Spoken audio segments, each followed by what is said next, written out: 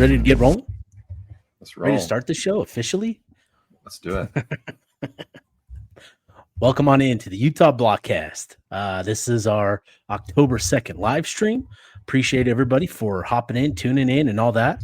It's been a lot of fun, and please share this with your friends, with your family members. Invite them to the live stream. Like we did last week, we'll open up with a Q&A. So make sure to use, send in your questions, submit your questions through the chat features and all of that. We'll make sure to run through them as best we can and as quickly as we can. So, yeah, excited for tonight, man. Bennett, it's the bye week. How you doing, brother? Outside of it being the bye week, pretty good. Utah sitting in a nice place as they head into the bye week, have some opportunity to get some of the guys healthy, have some opportunities to help some of the guys grow and get better. Perhaps a guy in the safety room having that extra week to adjust, things like that, and just getting ready for an absolute challenge in Arizona State. Arizona State and Utah both being on bye this week. It's kind of sets up a nice little matchup when we come back together next week and start breaking down that matchup. Yeah, absolutely. Looking forward to this next phase of the schedule. And, this is where we're going to learn a lot about Utah, right? We got a first big test against Texas Tech. And unfortunately, given the circumstances and the context around what happened that week, I don't think we got a really genuine idea of how good this, Utah offense specifically can be. So, obviously we've learned a lot about this group through 5 games, and I think there's a lot to be excited about and a lot to be confident about moving forward. And so tonight's episode is basically, all of the above. We're going to provide a little report card running through position by position, giving a little grade and kind of talking through our thoughts on each position group. We're then going to look ahead to the remaining schedule and rank the difficulty of each matchup and kind of talk through some of the matchups that we like, some things that we don't like about the matchups and all of that. So I think this is going to be a fun one. And then again, just to reiterate for the people that are just hopping in, please feel free to submit your questions. We've got one followed up with another one. Shout out to F1 Nick. But yeah, submit your questions. We want to start with a live Q&A, so please feel free to send those send those comments, send those questions coming in, and we appreciate everybody. And dude, so you're a lefty? I'm ambidextrous, so I'm not okay. I'm not as straightforward as you, but writing, eating, Right-handed. scissors, those are all left-handed things. Yeah. If I got to throw, yeah, I would have loved to have been a lefty. Maybe I could have been a pitcher or something like that. But yeah, I got half of it right and half of it left, I guess. Dude, it's so surreal. Just the similarities. It's crazy. It's we literally are twins. I don't know what else to say. Anyways, starting to get some questions coming in, so appreciate everybody again. Just kind of submit your questions through the chat features, and we'll get going to those pretty soon here. But let's talk first, Bennett, about just kind of the upcoming weekend. It's the bye week for Utah. And so it's kind of interesting one. Do you got any plans for the bye week? And are you going to be tuning in to any games this weekend? Yeah, I mean, bye week is a perfect time to just absolutely hate watch, if you will, and root for chaos and not have to have any concerns about what's going on in your own world of football. So I'll definitely be tuning into some. Definitely probably do some fall activities and things like that with the family, since we've got that time to do so. So probably fall drive, maybe a pumpkin patch. Maybe smoke some meats. Maybe do some of those honey-dews that I've been putting off since football season started. But yeah, no, I'll definitely be checking out some of the football games. Iowa State, Cincinnati's one I've got an eye on. Cincinnati's favorite as the home team against Iowa State. I think it's an opportunity to kind of see what does Cincy have. They had a nice win against Kansas last week in Lawrence, so I want to check that one out. Outside of that, Texas, Florida, just because just because a chaos thing. I think I became a little bit of a Gator fan when went to the Swamp, rooting for that Vandy upset against Alabama.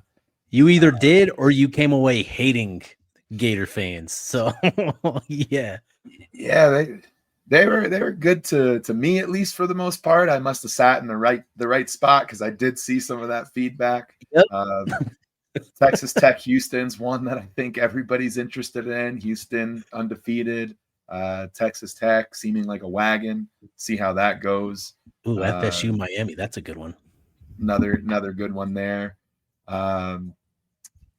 Yeah, but mostly just rooting for chaos, rooting for all the underdogs, and spending time with family. That's the emphasis this weekend. How about yourself? Well, lucky you, man. I'm working on the basement this weekend, so man, hoping to have that done by the end of the season, maybe, and I'll be able to record down there for an episode, maybe. So we'll see. But that's what we've got on tap this weekend.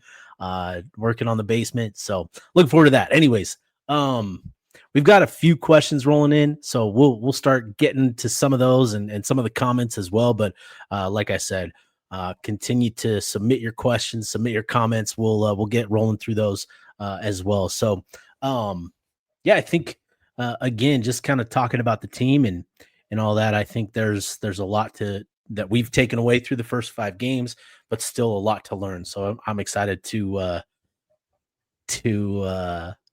get to it, man. So should we start diving into some of these questions, Bennett? Let's get to it, man. Yeah, and again, just keep the questions coming. We're gonna answer those as they come through. We want to do live Q&A. We want to get you guys involved in it, and also just help steer some of the conversation. Steve and I got a lot planned for this episode, but we want to make sure that we're covering the things that you want to hear about as well. So let's dive Before we get to the question, I want to make sure to give this, shout out to HVU, man. I've been in the gym working on my fitness and hitting the treadmill and the stair climber, dude. I'm getting my steps in, my 10,000 steps a day. I'm getting them in. I'm slimming up a little bit and also trimming up the beard. I think that helps a lot. So shout out to HVU for the love, man. Recognize. All right, where should we start first? What everybody wants to know about. Yeah, latest on the injuries, and I've heard good things. I've heard that this is a very timely bye week, and I think everybody is enjoying the time to focus on their rehab. And I think it came at just the right time for a couple guys, Jackson Benny, Aliki Vamahi, and Dallas Fakalahi in particular. So, I think there's a lot of optimism that we're going to see those guys, pretty soon. Arizona State, BYU, I think that's certainly within reach. I wish I could talk more about the injuries. Just don't have a lot of specifics, but I've gotten a couple positive updates this week that things are looking good for the guys that they've got injured. And again, with Aliki Vamahi, I think him not playing last week was to get him back for ASU and for BYU. And so with Dallas, heard it was just a retweak of his previous injury. And I think that's more encouraging than not, that it's not something else. So we'll see, but trending positively on the injury front for those 3 guys.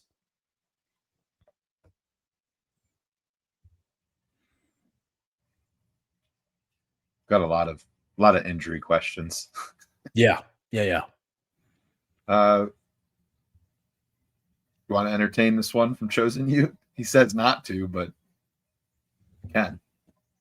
Yeah, let's talk about it. How much does BYU get beat by this weekend? Don't answer this. Just saying what's up. Go Utes. Shout out to Chosen Utes. I mean, there's a lot of ways that you can get beat. As we've learned from that specific crowd, there's a lot of ways that you can get beat that aren't necessarily on the scoreboard. If you follow Stats of War, there's ways to get beat there. They lost to Colorado more or less there, but yeah, that shouldn't be a hard one for them to get done in Provo. The teams traveling on a Friday night don't typically fare well. That's a really tough travel, especially with that being across country already on a short week into a ruckus crowd. BYU should be able to move through that pretty quickly. They do have a true freshman quarterback starting. You never know what somebody can do in a pinch. Might be able to make some things messy for BYU, but they're predicted to win by quite a good, strong margin. As long as it's not 34, we can take one of those wins out of their playbook. Yeah, no, definitely. And that one's going to be interesting. So I think West Virginia may have found, their quarterback. And, with what we saw from the Khalil something, but the lefty, he made some plays, made a couple throws. I'm curious to see what he looks like with a full week of prep. BYU should take care of business against the Mountaineers and win comfortably, but I'm certainly, I'll tune in at least. I'll keep tabs on that score for sure. Friday night, not a lot going on. That's some watchable football. Yeah, for sure. Part of the bye week watch, if you will. And F1 Nick said, I think referring to Ty Edwards, I do think he's back. And if they get him back, that's a significant piece to that West Virginia offense as well. So that would be a big one to get him back for them. So we'll see what that looks like. What else have we got here? HD, do the hats go backwards and forwards in unison? We show up in the StreamYard and it looks whatever it looks like. Tonight, Wyoming Cowboys. It just happens, man. It happens. There was like a point in time where we were wearing the same color shirt. And then there's one time I get on and I'm not wearing a hat and he's not wearing a hat. It just we're on that wavelength, brother. It's crazy. It is crazy. Rich Austin has a good one that what's your favorite breakfast spot in Salt Lake City on Saturday game days, and what's your go-to order? Oh man, when I can get there, when there's enough time, it's always the Park Cafe. That's always the move for me. I love what is it? Eggs in the City. I love Eggs in the City. They've got a tasty little plate there that I always get. And so those are my two spots, Park Cafe and Eggs in the City. For me, I have no complaints with Park Cafe. I have no complaints with Eggs in the City, but it's got to be sitting outside at Roost Diner. Big fan. Love the environment. Drive up the canyon just a little bit, and Roost Diner is really good. And my go-to order there is the chicken fried steak Benedict. Shout out Smoking Ute for introducing me to that plate. I'm a big chicken fried steak guy. Frick that guy. He doesn't know food. But that's the go-to order for me. They come out, they give you these big old biscuits, and it's just good. But it's about that time of year where it starts to get cold, and the outside play doesn't play as much. Yeah, it's tough. I want to get to this from Tyrell.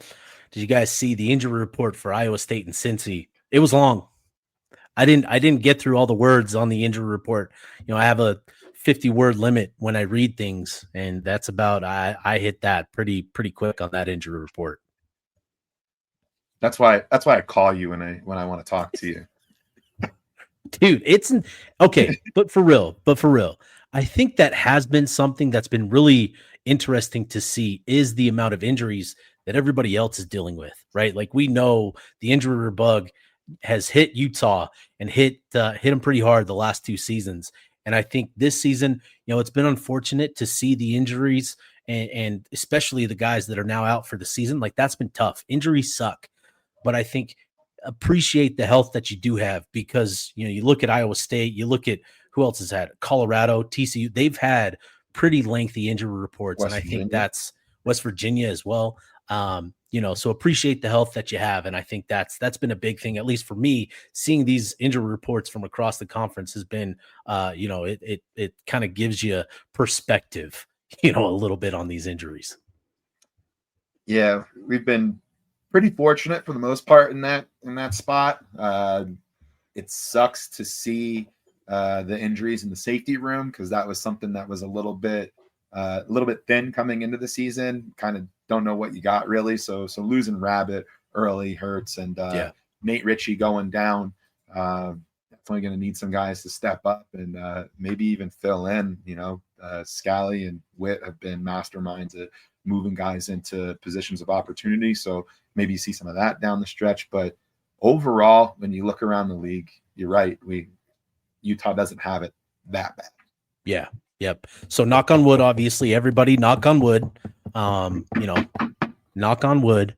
And let's make sure these boys are getting healthy. And again, just to kind of bring this back up, Steel Austin asking, if there's going to be any players we're expecting to have back from injury for ASU. You already hit on the injury stuff earlier, but if you missed it, good things for Jackson Benny, Aliki Vamahi, Dallas Vakalahi. I think the bye week came at just the right time for those three in particular. There's a couple other guys, Carson Kafusi, the true freshman. He's been dealing with something. He hasn't been on the injury report, but still dealing with something. And I think him not playing last week was big for him and helping him now get as healthy as he can for this next stretch run. So there's good news, guys trending positively. And again, I think the bye week came at just the right time for these guys. Yeah. And Tyrell had a follow-up saying that he brought up the Iowa State injury report, saying, I bring that up because we don't play Iowa State and they could lose that one, which could be beneficial for Utah in the race. Iowa State doesn't have the toughest of schedules. Utah doesn't have that opportunity to get that head-to-head advantage. So if you're a Utah fan, you're a big Cincy fan too this week. I think so. And that matchup in particular is really interesting now because, Iowa State just lost their top two cornerbacks. And with the way that Brendan Sorsby has been playing ball, he's a quarterback that I liked coming into the season, but just had questions about the guys around him. And there's still some questions, but I think with what we saw last week with Cincy against Kansas, going into Lawrence and getting that win there, getting some playmaking on the outside, I still think Iowa State, I just trust them more in this situation to get the win, but there is a big pathway for Cincinnati to get this win against Iowa State. It's why they're favored, but it's going to be on Brendan Sorsby and that passing attack to take advantage of the injuries that they're dealing with in the secondary, in my opinion. So that's going to be a fun one. And again, like you said, if you're a Utah fan, you're definitely rooting for Cincinnati because you then get Cincinnati a few weeks later coming into Rice-Eccles Stadium. Yeah. Not officially, but yeah, it's not good. So yeah, on Nate Ritchie. So just for the podcast, because the people will listen to this that didn't tune in, that aren't watching. Andrew asks, any update on Nate Ritchie, and the word that I got is he's done. So not great. Certainly unfortunate for him. I think he's going to be missed. Obviously, his experiences, leadership, and all of that is stuff that you just can't quantify. So yeah, pretty tough. Start pumping up Nate Tillman. Yeah, I think, and again, when we're talking about bye weeks and kind of the timely nature of it, Nate Tillman, for him specifically, you get all those rips against West Virginia. You can now go to tape and Morgan Scalley can walk him through tape and walk him through issues and mistakes and correct those things. And Nate, that's going to benefit Nate so much. So this bye week specifically for Tillman is so beneficial because he's going to have all that extra time to work on some things with Coach Scalley. Yeah, and it's one of those things.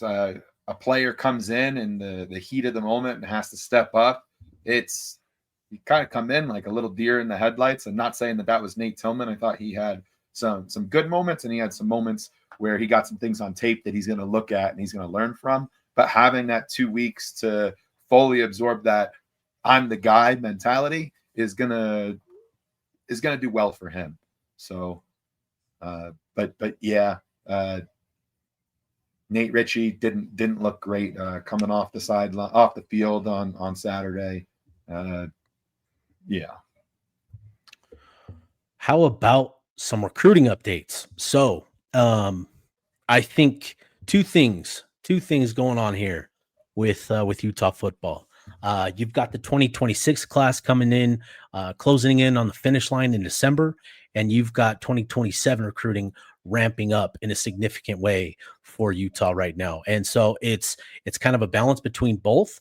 And I think Utah feels really good about the momentum that they're gaining in each class.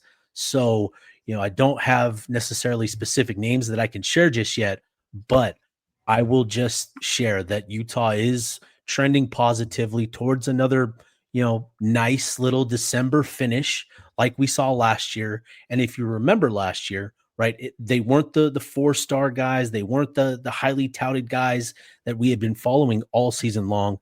But Bird Ficklin, Daniel Bray, Pupu Sepulona, Dylan Curtis, all 4 of those guys we've watched this season and have come away really excited about what they bring to the table. Racing Guillory is another running back that committed in December. So I think Utah's trending pretty positively towards another positive December finish. And they're now starting to gain traction with 2027 prospects. And I think the thing here is, when you talk about that 27 class, we're seeing a lot of commitments, right? We're seeing a lot of commitments to other programs. There's a long ways to go. And, as long as Utah continues to take care of business, that's going to help them in their recruitment of other players. And as we've seen the last couple of years with the NIL stuff, you can flip some guys and it's very doable. So that'll be fun. And I think that's sort of what Utah's trending towards. Yeah. And I'd expect some momentum, some opportunity for momentum with these next 2 games. You got Arizona State, win that. And then you go into Provo, win that. That holy war has huge implications on in-state recruiting and whatnot. But getting up there and getting those 2 wins in a row, that'll allow for some momentum to help close out the class. So I feel like Utah's kind of at this tipping point. There's some wait and see, get some momentum, and there might be some momentum from the donor base and whatnot as well. So that helps too. All right, next question. We gotta start powering through these. Tyrell asks, during the bye week, what does the week look like for the team? Any practices or just mainly rest? So it is very light on practices. They are practicing, but it is very light. This is about rest. This is about recovery. This is about rehab. This is about all of those things to get right for the next phase of the schedule. So they are on the field. They are doing things. They are working out. They're doing all those sort of things, but it is very light. So I think that's the focus during bye week. Let's see.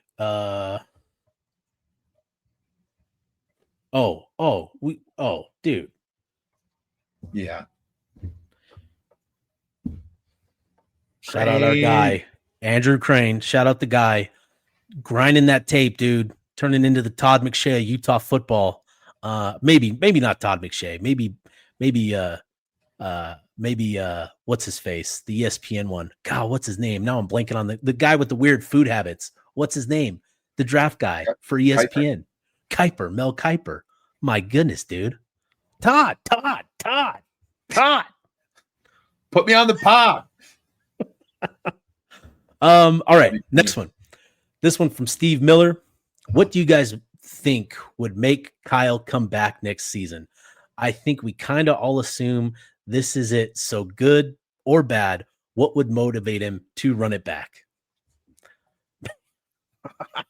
Man, I tell you what, if they have a good season and everybody's kind of pointing towards returning to run it back for another year, there's nothing quite like another winning season on the old resume. So we'll see.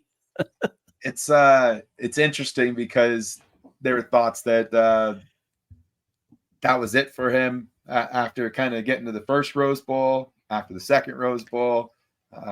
You never know what Kyle's going to do, and he's earned that right. Yep, for sure. All right, this one from Rich Austin. Ryan Davis has 348 receiving yards so far. If the over-under is set at 1,000 yards, which are you taking? And I have a follow-up. I don't think he's going to get to that 1,000-yard mark, but I do think he's going to outpace what he's currently pacing. So 5 games in, 348 yards. Let's call that 70 yards a game. He's got 6 games left. So 420 more yards would get him to about 770 yards, 768 to be exact. I think he's going to be in that 850 or 900 range. But then you got maybe Arlington, maybe more. He can get there. He can get there. I guess 1,000's not that tough. Yeah, especially if he stays on this pace over the last couple weeks that we've seen. I wonder though if the more appropriate over under is 100 catches on the season. Is that more doable? What's he sitting at right now? 36. So he'd have to go on a rip, dude. He'd have to go on a tear, dude. Yeah. No, I mean, maybe it is 1,000. Maybe it is 1,000 yards. Maybe that is the better number. Yeah, we'll stick with that. I think the yards are easier. Yeah, for sure. This made me laugh, so we have to go here real quick. Crane says, "Compare me to Mel Kiper again, and I'll block you, Steven."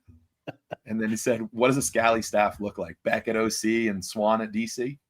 That is a terrific question, dude. I think obviously, Beck at OC makes all the sense.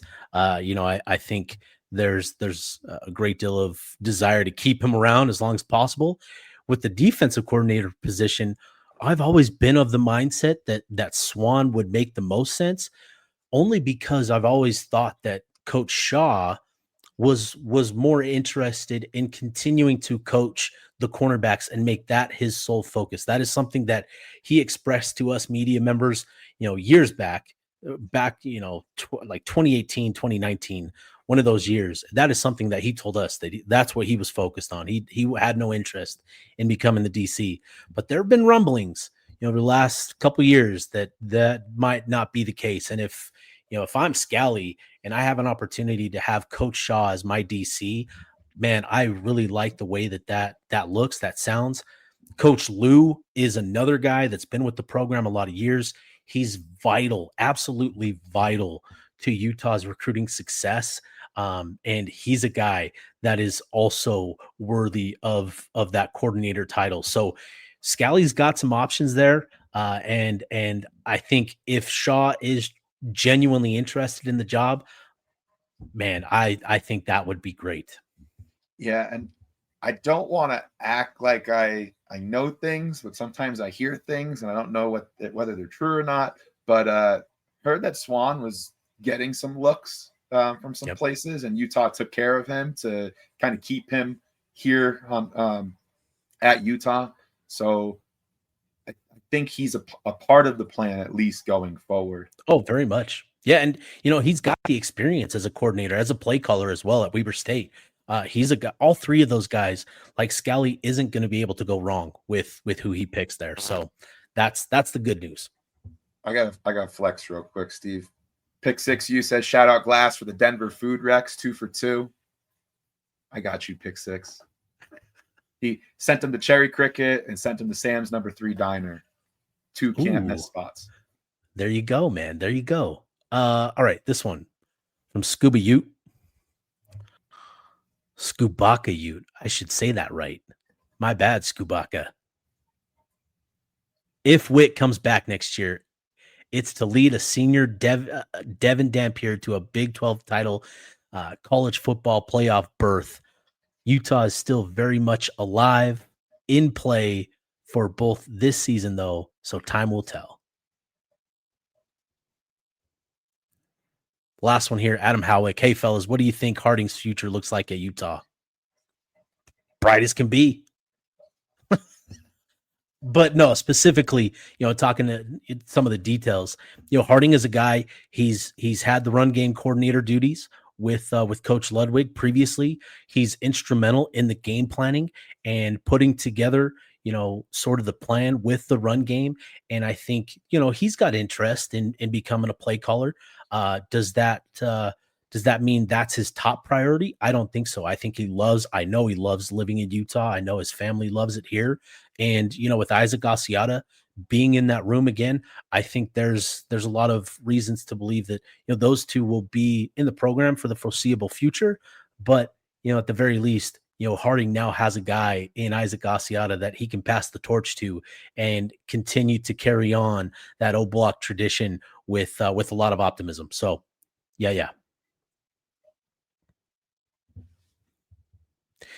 Yeah, it sounded wrong. Yeah, you're right. I should watch Star Wars. We have another thing in common, Steve. Oh, you've never watched Star Wars? Oh my god. No, I've watched them. I'm just not I lack imagination as a kid where, people would be watching Star Wars or Lord of the Rings. It was a lot of Sports Center and a lot of live sports, whatever I could get my hands on. Yeah, for sure. All right, dude. I think that does it for the questions. We got some good comments. Appreciate everybody for tuning or chiming in with comments, with questions. We didn't get to all of them. We didn't get to post all of them. So if we didn't get to you, we apologize. But man, we've gone 30 minutes running through some of these. So appreciate everybody for tuning in with that. So let's transition. I was gonna say, and if we missed your question, we'll be in the space for a bit after this. So feel free to hold on to that, and we'll have some time to talk about it. But yeah, as Bartle's hinting at, we've got a lot more stuff to get into. Yeah. So let's get to our position by position grades through 5 games of the season. I think this is just kind of assessing what we've seen so far from each position group and assessing sort of our outlook for the rest of the season as well. So Bennett, you drew the QBs, so you're up first. What do you make of Utah's QB situation through 5 games? Yeah, I'll start off and I give the room an A-. I want to give it an A. I've been very happy with the quarterback play, but there's still some things that we need to see. In particular, the intermediate to long ball. Started to see some of that last week versus West Virginia. You might remember that we talked last week about just needing to see the ball, see us stretch the field vertically. Verticality was the word over and over again. Against West Virginia, Dampier was 10 of 14 on passes, 10 yards or greater. You'll remember that we talked about the yards per pass attempt on the season after the Texas Tech game. Utah was averaging 6.2 yards per pass attempt and had just 4.2 yards per pass attempt against Texas Tech. We agreed that we'd like to see Utah hover somewhere in that 8 yards per pass attempt. Against West Virginia, 9.1. You kind of see what that looked like. It felt like we weren't doing the dink and dunk stuff. We were finding more. Utah's finding more of the intermediate stuff. So that's been really nice. One big thing, Bartle shared this out. I'm gonna steal stats real quick because I'm sitting right next to you, and I've already given you credit and given the work cited. But wanted to make sure that the stats were rehashed here. Last season, Dampier threw a catchable ball on 79% of his throws. This season, he's climbed that to 87% catchable throws. So good improvement there. Last season, he was a 67% on-target thrower. And this season, he's improved that to 78%. So he's throwing a pretty ball. A lot of people question whether he was an accurate passer, if he could, hang and whatnot. And thus far, he's really proven his ability to do that. And another thing is the interceptions.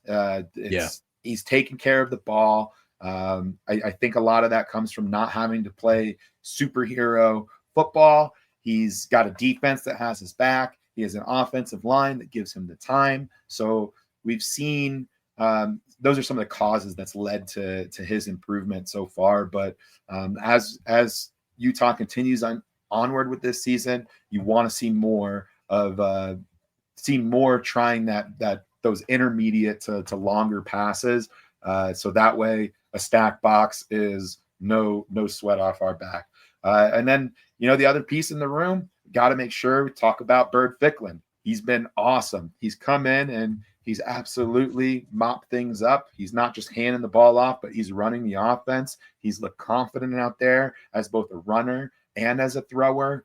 And he feels like a great insurance policy for Utah. Whereas the last 2 years, Utah's been in a bit of a pickle when QB1 goes down. This year, if the time comes, I think everybody's going to feel good about having Bird Ficklin.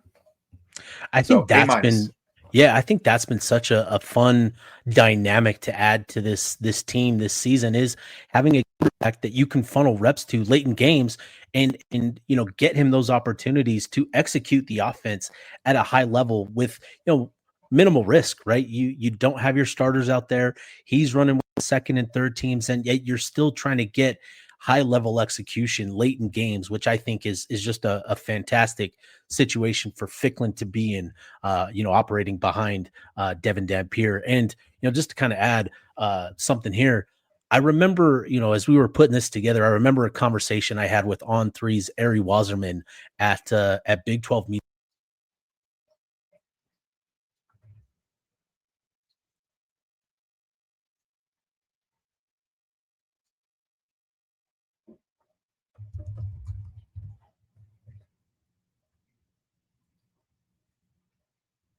You muted.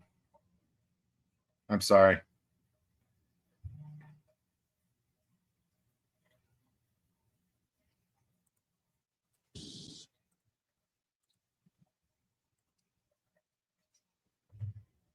I thought my AirPods died.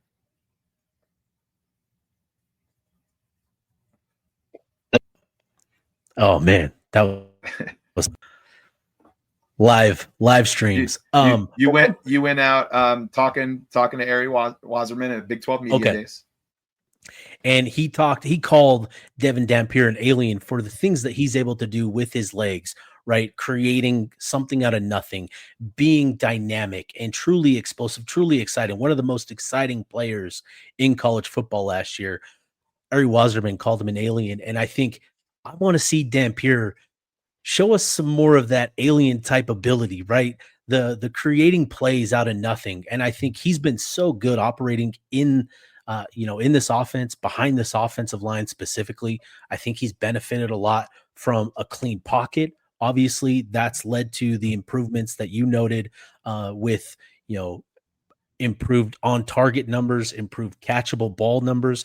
That's a product of a clean pocket. And I think that's really exciting.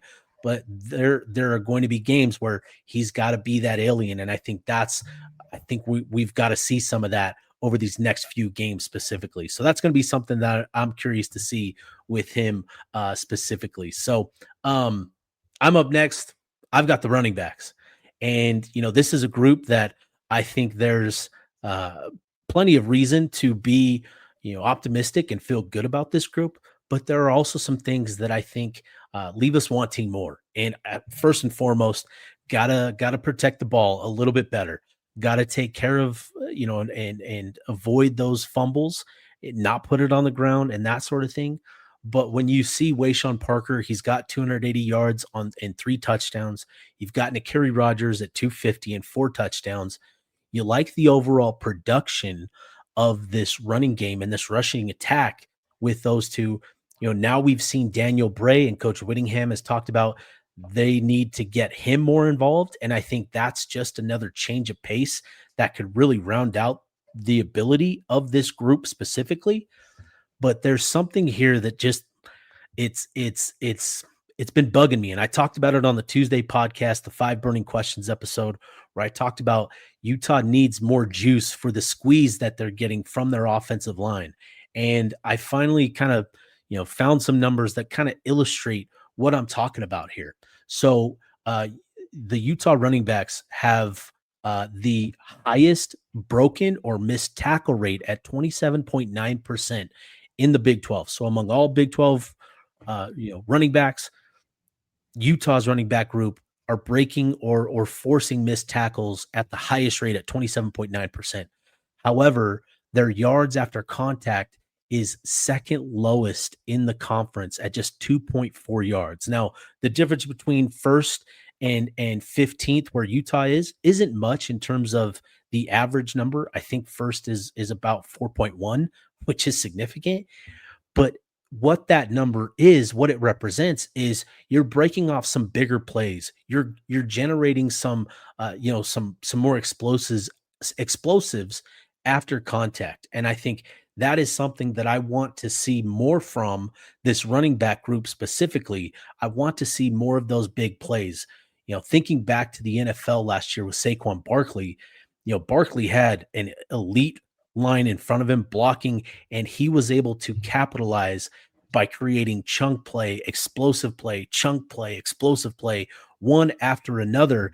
And I think that's what I need to see from this running back group specifically moving forward, going into this next phase of the schedule. So, and I think Bray can help with that potentially, where you can start hitting some of these home runs. They're hitting a lot of doubles right now, which is great, right? You're moving the chains, you're being efficient, but at some point Utah needs to start getting some big play explosives out of this run game. So for me, this running back room, given the production, you like what you've seen, but with the fumbles and sort of needing more out of it, I'm going to give this group a B-. Yeah, and I think that's a fair grade for the group. No real concerns, but just more juice. Need to see more. Yeah, just need to see more. That's all. Yeah, I drew wide receivers. So start off with just go through some stats. Ryan Davis, 348 receiving yards, 2 touchdowns, an 83% catch rate. JJ Buchanan, 9 receptions, 78 yards, 2 touchdowns. Tobias Merriweather, 6 receptions, 96 yards. Also got 2 defensive pass interferences he's drawn. The question on the wide receiver room is, how badly does Utah need someone else to emerge? You've got Davis, who's emerged as that go-to guy, Mr. Reliable. He's made some absolute key catches throughout the season. But how badly does Utah need someone else to emerge? I'd say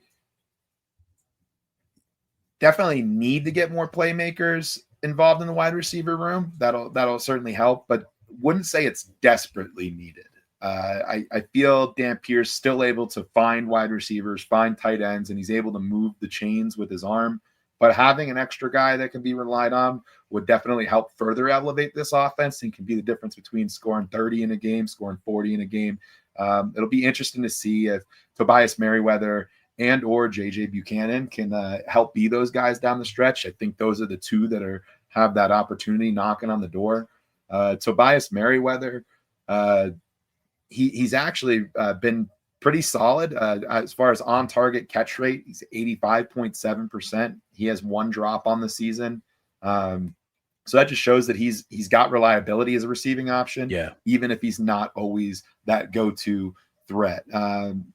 The big thing for Merriweather, it's going to be just building chemistry with Dampier. Timing is so important. I feel like they've been off a step on several opportunities where if they weren't off a step, the narrative about the wide receiver room, the narrative about the deep ball, the narrative about explosiveness, it's all flipped on its head, and it's literally just a few steps that separate that from being what it is. So I don't think it's I don't think it's totally bad. I'm going to go with B- because of Ryan Davis. I'm going to go with B- because of JJ Buchanan's kind of ability you throw it up for him, he's going to find a way to bring that in. We've seen that on his 2 touchdowns. But still some room to grow there. Yeah, and I think there's some easy things that they can do to get Merriweather, some easy touches. Ryan Davis is the first read. Dallin Bentley is the second read on most of these passing plays. And obviously Merriweather's got to earn it. But I think there's certainly some things that they can do, tweaking some of the progression, some of the initial reads for Dampier to get Merriweather more involved. But you love what you've established with your top two pass catchers in Ryan Davis and Dallin Bentley, which gets me to the next group, tight ends, which I'm just going to put it out there. This is an A- group, and it's largely due to what we've seen from Dallin Bentley: 22 receptions, 246 yards, 3 touchdowns. He's been really good in the blocking schemes as well on the ground game, and I think he is emerging as one of the top tight ends in the conference this season. He's number 2 in receptions, number 2 in yards, and I believe number 4 in yards per game among Big 12 tight ends. And so you really like those numbers. I think Dallin Bentley can do even more. We talked about it, a couple weeks ago, where there were these indications that there's a bit more of a playmaking mentality that Bentley has than what we've seen from him up to this point. And I think we're starting to see more of that. We're starting to see more of the confidence, the chemistry developing. And I really like what Utah's done with Bentley. Now, in this tight end position, you've also lost Hunter Andrews for the season. I think he was going to be a guy that sort of emerged as that Brant Kuithe type. How is Utah going to move forward without Hunter Andrews and the versatility that he provided this offense? That's going to be a big, big question mark that they're going to have to answer. I think Lander Barton can, supplement some of those reps, maybe, but you got to start using him, right? Don't just have him out there to run routes if you're not going to use him. I think that's going to be the thing for him with Lander. And then, you've got some other guys. Otto Tia started to finally get some opportunities last week. Can he continue to build on that? It's been a process for him getting acclimated to the tight end position. I think for him, that's going to be a big key and a big opportunity that he's got to capitalize on. So because of Dallin Bentley and what he's done so far, this group A- for me, but big question mark moving forward that they've got to answer is how do they, supplement the Hunter Andrews production. So that's going to be a thing. The next group, offensive line, this is a B+ for me. I think this is an offensive line that has provided great protection. Dampier, they've trimmed the pressure rate allowed from 35% to 24% this season, which is significant. They've provided Dampier a lot of time when he's been protected as well, which has allowed him to, thrive as a passer. And then, with this run game, I talk a lot about line yards and, what that usually means for the run game. But there's this new stat, EPA. And you guys, everybody that's been following football for the last, little while, starting to see more and more talk about EPA, estimated points added, which is, the latest and greatest from the football geeks. I don't know how to best explain it, but it is a number that, essentially provides an indication of what sort of value these players' position groups are actually bringing to the field on a play-by-play type basis. So it's a cumulative thing, and I think this best illustrates the value that this offensive line has brought to the table for Utah this season. The EPA that this group, Utah's offensive line, is credited with, they're credited with 99.48 points added this season. That is number one, not only in the Big 12, that is number one in the country. And the gap between number one Utah at 99.48 points added and number 2 Auburn at 8 is 15 points. They're at 84.2. And just to kind of give you an indication of just sort of the gap, it is the same sort of difference between Utah at 1 and Auburn at 2. You have to go all the way down to number 16, where Ole Miss is, for the same difference of 15 points, just to kind of give you an illustration of how far that gap is between Utah and Auburn. So really significant. This group is providing a ton of value for Utah. And again, it gets back to my point earlier about the running back room. This is where we need to start seeing a little bit more juice for the squeeze. This group is providing you a lot of movement up front. It's time for these running backs to start hitting some home runs, man. Absolutely. I got the other side of the trenches as we move to defense. I got the defensive line. I gave this group an A. It's probably the best performing unit on the team thus far, led by John Henry Daly, 6.5 sacks, number 1 in the country. Daly's been a dominant force He's been absolutely disruptive. Even when he doesn't get home, he's there. He's creating pressure, wreaking absolute havoc. On the opposite end, you got Logan Fano, who might not show up totally on the stat sheet. There's still another gear there for Fano. Early in the season, he started off a little banged up, battled through an illness, things like that. So be interesting to see him come into his own as the season grows on. And then the real star is the D tackles. Coming into the season, it was looked at as a position group that might have been a little thin.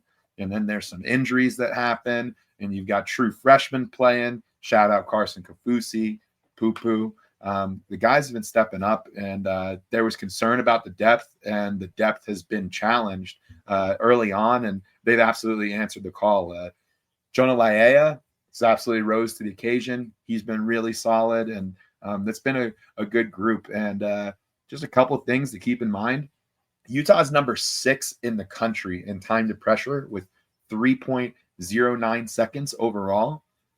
And then if you look at that base rush, look at that 4-man rush, number 3 in the country in time to pressure. So getting home in 3.17 seconds on average on non-blitz pass rushes. That's huge, because that now allows you, when you look at a team like Arizona State coming up, where you've got a dual threat quarterback where he can throw it, he can run it. You don't have to assign all of your resources to get that pass rush. So number 3 in the country in time to pressure on non-blitz pass rushes. Shout out to the D-line doing their job, earning their A grade thus far through the season. Yeah, John Henry Daly being the guy, on the campaign for mayor of Sac Lake City, but a guy that I think is in the running for councilman or something. Jonah Laia, man, he's been a stud stepping up at that defensive tackle position. I think the most impressive thing about Laia, he's played the second most snaps on that side of the ball so far this season, which is significant. So he's been somebody that's been really big for Utah on that side of the ball. And yeah, Carson Kaufusi, excited to see him more over this next little bit. He was dinged up. I think he's going to be a guy that we see a little bit more over these next couple weeks. He's getting healthy, and I think there's a lot of reason to be optimistic about him. I've got the linebackers, Lander Barton. There were a lot of questions about him and his ability to handle the green dot and the responsibilities there. And I think so far he's handled that responsibility quite well. Obviously we know that the green dot gets passed around a little bit, but that is primarily Lander's responsibility. And he's stepped up this season. I don't think it's been much of an issue at all. And so I want to make sure that we recognize that from him. There are way too many times where, I shouldn't say way too many times because but I've just seen a lot of it where, he's pointing things out across the line of scrimmage, offensive schemes, what we're supposed to be doing, getting guys lined up correctly, seeing a lot of leadership from Lander, which I think is good. And then Jonathan Hall has really stepped up. He's the leading tackler on the team. He's had a couple of opportunities for interceptions that you like that he's in position to make that play. It's just now he's got to start making those plays. And then with Lavani Damuni and Trey Reynolds, those guys have been really good, providing some snaps and stepping up in key moments as well. So like this linebacker group, I think I want to see a little bit more playmaking from them as we get into this October and November stretch. They've been solid. They've taken care of business, but we need to start seeing a little bit more playmaking. So I'm going to give this group a B+. And I think, again, just want to see a little bit more out of them. Okay, and as we move out of the front 6 and into the back end of the defense, I got cornerbacks. Gave it a B-. It hasn't been a disaster, but that has been an area, if you're looking at the Utah defense, where there's room for improvement, it'd be on the cornerbacks. You can make the argument that some of their woes have come out late game in garbage time, if you will. But talking through it, Snowden, he's been a reliable cornerback. He's done some of that star coverage against top wide receivers on the opposing teams. He's been playing both ways, and we started to see Utah move away from that a little bit last week. It'll be interesting to see if that's something that you see more of, just spending more time on defense.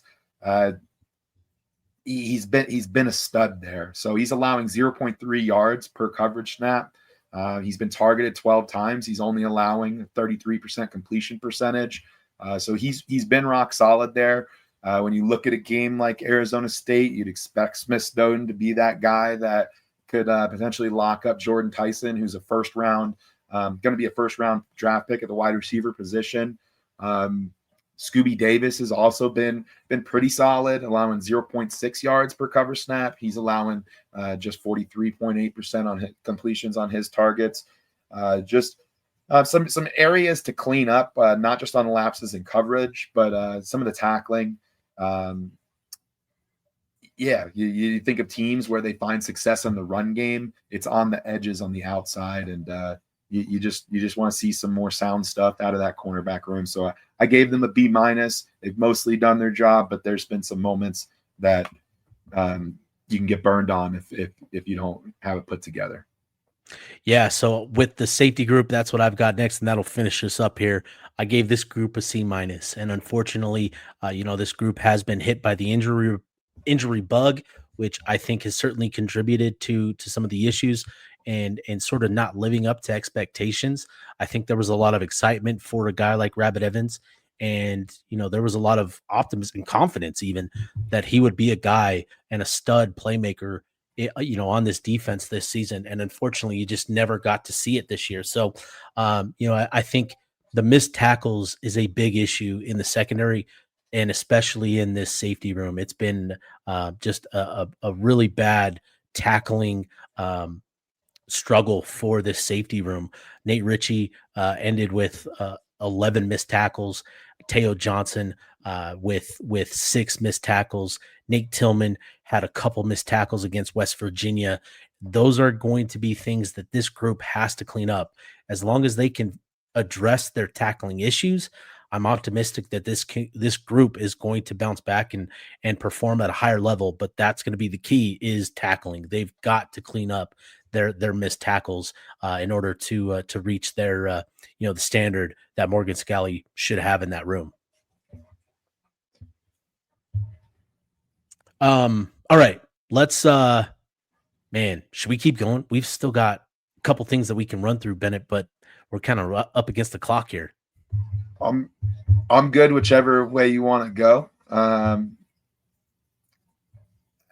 think we can get into ranking the remaining schedule and then some of that other stuff. I mean, I think we've touched on in roundabout sort of ways. I'd say the one thing would be special teams. I could gloss over that super quick. Kicking, had one bad outing. Since then, made some kicks.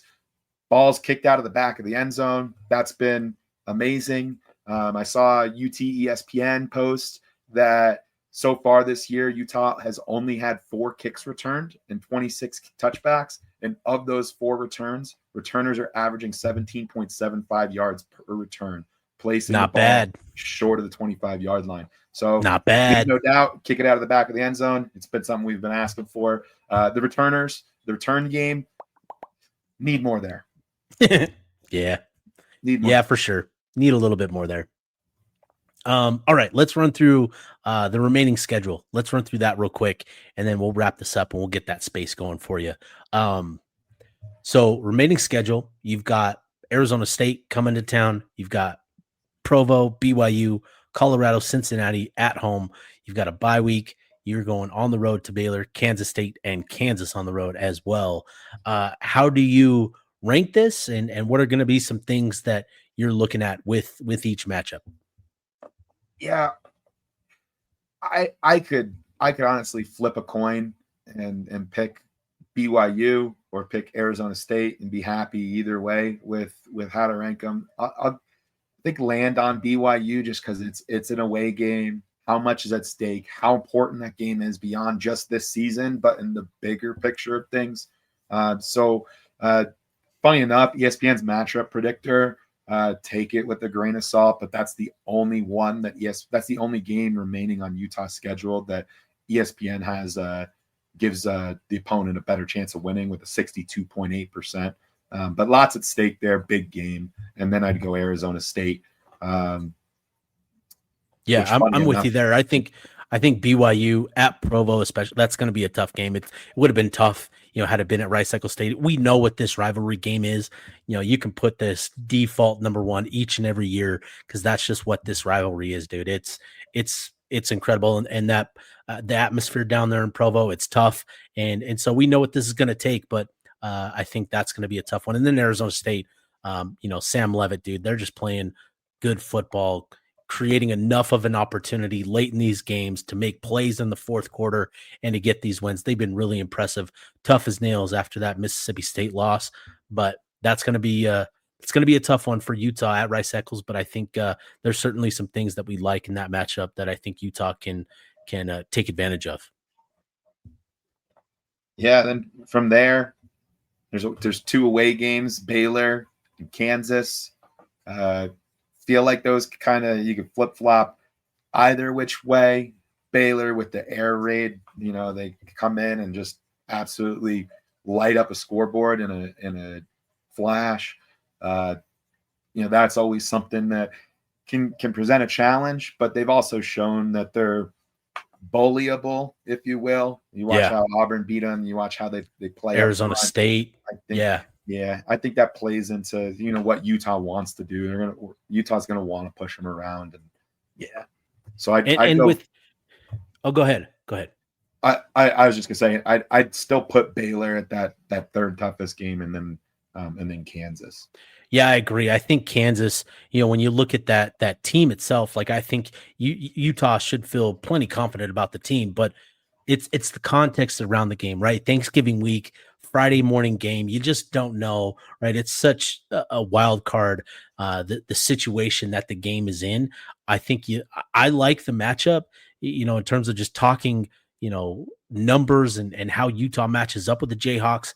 I like that one, but I think, again, given kind of the context and the situation that it is, I think that's fair to put it number 4 here, even though, maybe Kansas State or Colorado or Cincinnati are playing better football. I think given that Thanksgiving week game, I think it's appropriate here.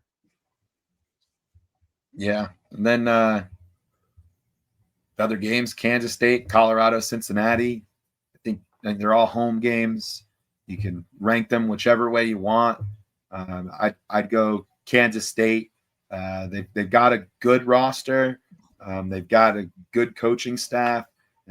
Season hasn't gone the way that they want. Murphy's Law says that by the time they roll into town, they're going to be pieced together. But Avery Johnson is a glorified running back, and one-dimensional quarterbacks just don't typically get it done against Utah defenses. Colorado, a lot of talent on the roster, and talent can flat out win games. That could be a trap game coming off the Arizona State BYU 1-2 punch. But with Colorado being a team that's in the spotlight, a team that gets a lot of that intrigue, Deion's Buffs is going to be a team that Utah should have no problem getting up against. And then Cincinnati. Yeah. And with Colorado, I think, I don't know, is Cincinnati coming off a bye as well the next week? I know Colorado was coming off a bye, after Utah plays BYU, they'll have that bye that week. So they're going to be coming off a bye going into that Utah game, which, that just makes it, another kind of interesting layer when we're talking about the difficulties of these games, right? We learned last year what a bye week can do when you go back to that Utah-Arizona game and the way that Arizona came in fresh and with a whole new game plan and all of that. So that is something that I'm considering when we're talking about Colorado. So I feel like I would put them 5th and Kansas State 6th. But, given the talent and sort of the identity that Kansas State has built and the success that they've had, I think it makes sense to have them 5th still. And then Cincinnati, it feels disrespectful to put them 7th because they are playing some good football. And yet it just speaks to kind of the difficulty of the remaining schedule. Like, all of these teams are tight, but I think Cincinnati is going to be a tough one. Yeah, no, I agree with all those points. No gimmies, no real gimmies down the stretch. No, definitely not. And, especially this one that had Adam Howick, is calling out. So we'll just leave it at that. But yeah, let's wrap this one up. We've gone a little bit over an hour, which I think has been great. Appreciate everybody that submitted questions or submitted comments. We appreciate everybody tuning in and making this fun. It's been a lot of it's been a lot of fun, and I'll make sure UTESPN. I'll send you the beard tips. I'll send you the routine real quick here once we're done. So we're going to put an end to this, and Bennett, you're going to get the Twitter Spaces going here pretty soon, so we can pass the mic around and hear from everybody and just kind of how everybody's going to be approaching the bye week this weekend. So appreciate everybody. Bennett, appreciate you, my dude, and I'll be back at it tomorrow with another solo episode for the Blockcast. So appreciate everybody. We'll be signing off and get that Twitter Space going. Thanks, everybody.